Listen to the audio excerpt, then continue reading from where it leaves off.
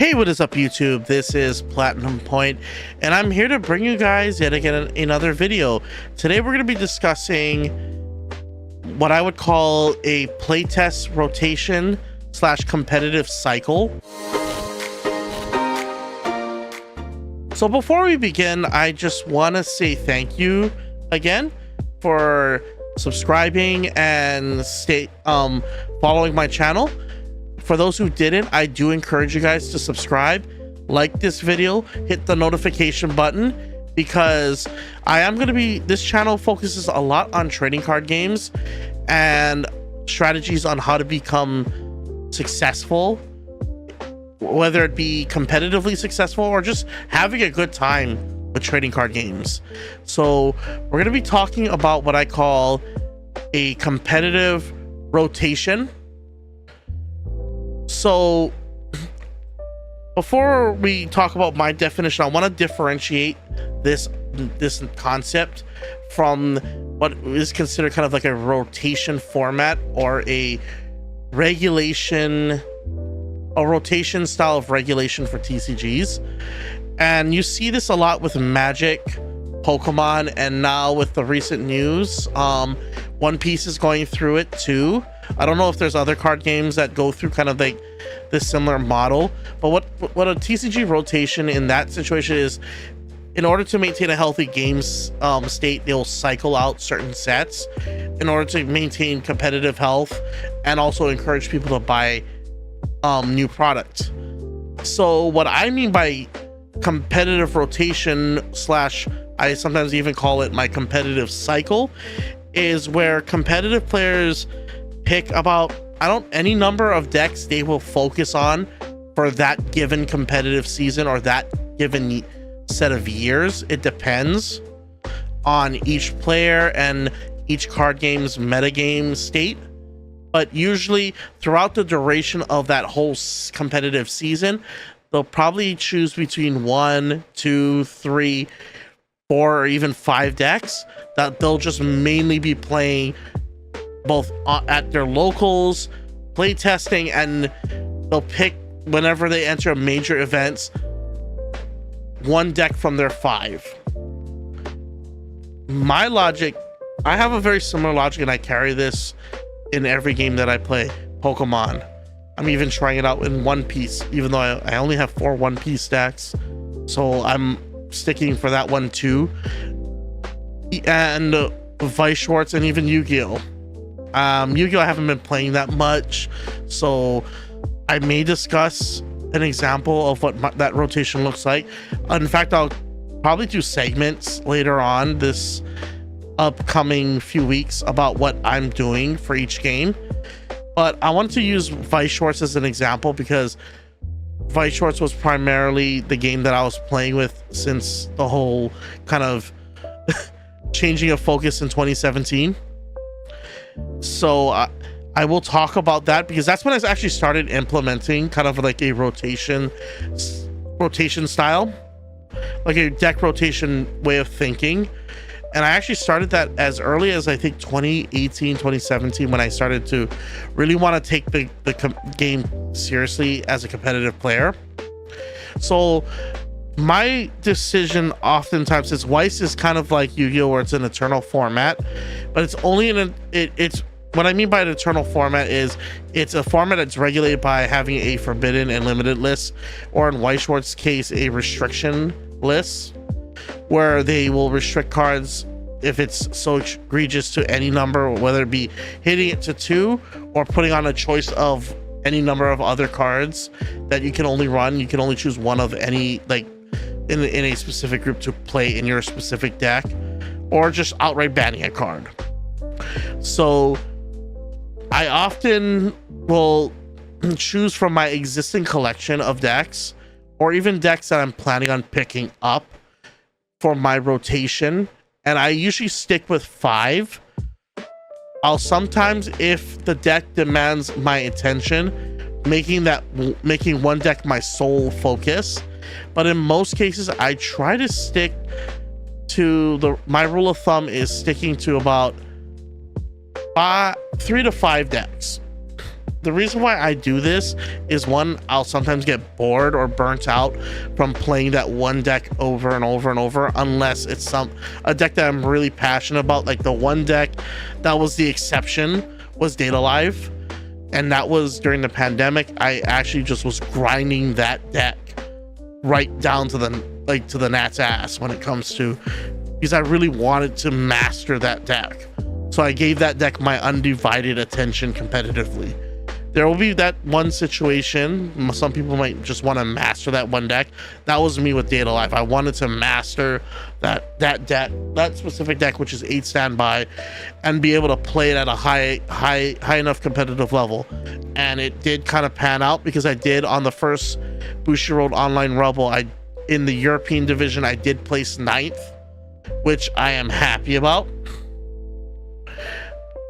I'm also a little sad because there's a lot of issues with it. You could check about that drama. I'm not going to talk about it, but I usually try to keep it around 3 to 5 decks. So I want to talk about my reasoning behind my current rotation that I'm going to be playing for the remainder of 2025 and into 2026. I usually change the rotation. So somewhere around, I start thinking about my rotation right around from January until February. So January, February, and March. I don't make a decision usually until April, because that's usually when the Spring Fest season reaches its peak. And that's when I already have an idea, okay, this is going to be my rotation, my deck competitive rotation for the BCS season. Because I always want to be prepared for, if such a situation does arise, I can compete at a BCS. So I usually stick with either 3 to 5 decks that I'll be just grinding and playing, testing, and playing at my locals consistently in order to better understand the deck, and also to get to a point where when I do get to a high tier event, I can play it seamlessly without suffering from fatigue from playing 8+ rounds. That's been the goal. Like when I do those rotations, is I'm playing these decks consistently so that I can get used to, if I decide to make a meta pick for that specific competitive event, I'm so comfortable with the deck that I can take it to 8 to 12 rounds of Swiss and basically not lose sleep or struggle so much to play it at like on a fundamental level, like being able to play the basic game plan over and over and over and over and over without having like instances of where I'm misplaying. So it allows me to kind of make sure that I kind of have the basic game plan down to the point where most of my brain effort is going to be devoted to how do I counterplay my opponent if my opponent presents a board state that is very difficult, or how do I win it? How do I mitigate the potential minuses that I'm going up against when I go up against a matchup that's not favorable?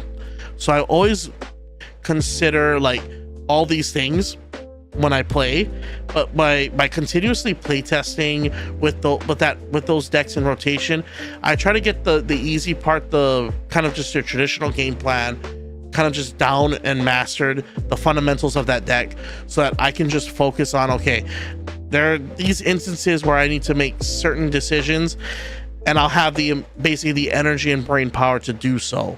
Because most times, if you don't really know how to play the deck well, like just to get consistent, like your consistent game plan well, if you don't know how to execute it, you're gonna have a hard time like just like enduring long rounds of Swiss, and you might end up actually losing more because you weren't practiced. So that's why I keep it to 5, because one, to shake off fatigue, but also to increase my options. So like, let's say I look at the data and I see more Quints, for example, in the top cut since the past like 2, 3, or 4 BCS events.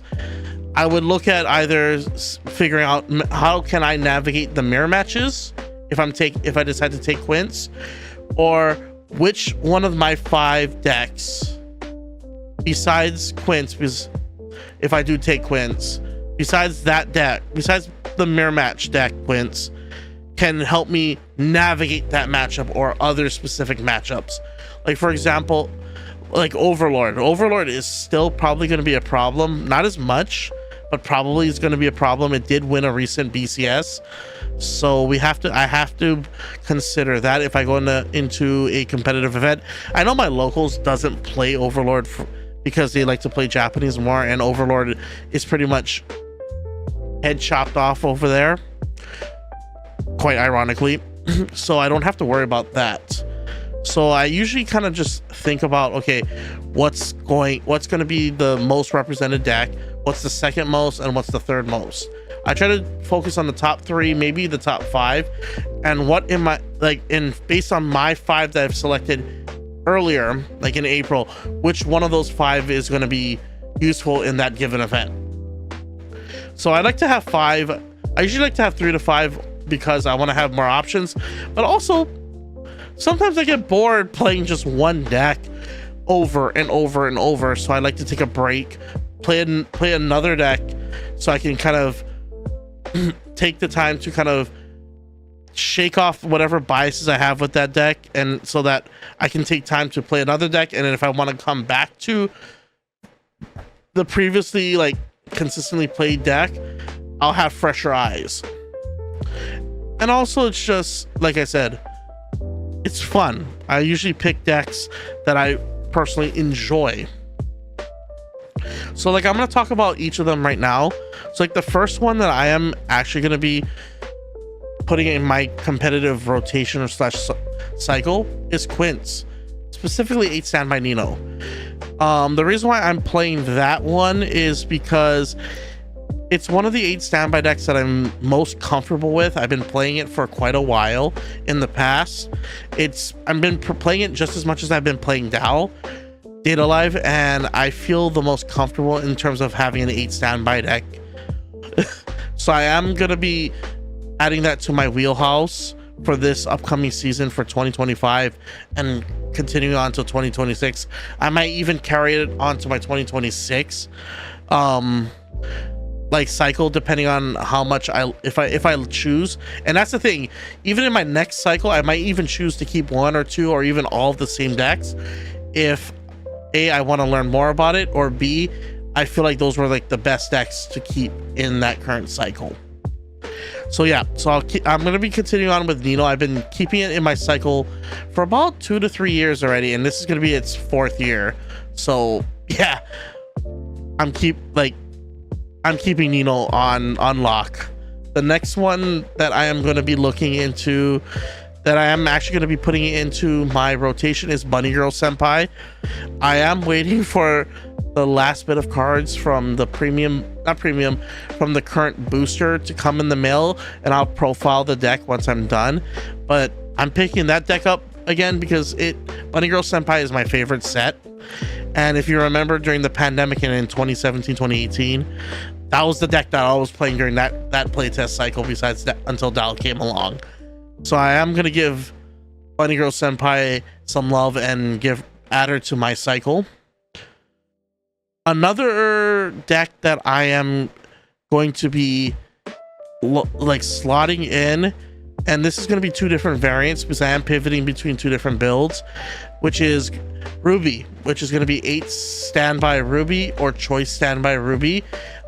And I'm not going to go into detail what's the climax combination, because I am kind of pivoting between the Crow level 2 into the Ruby level 3, or even the Jean level 1 into a split of the Ruby level 3 and the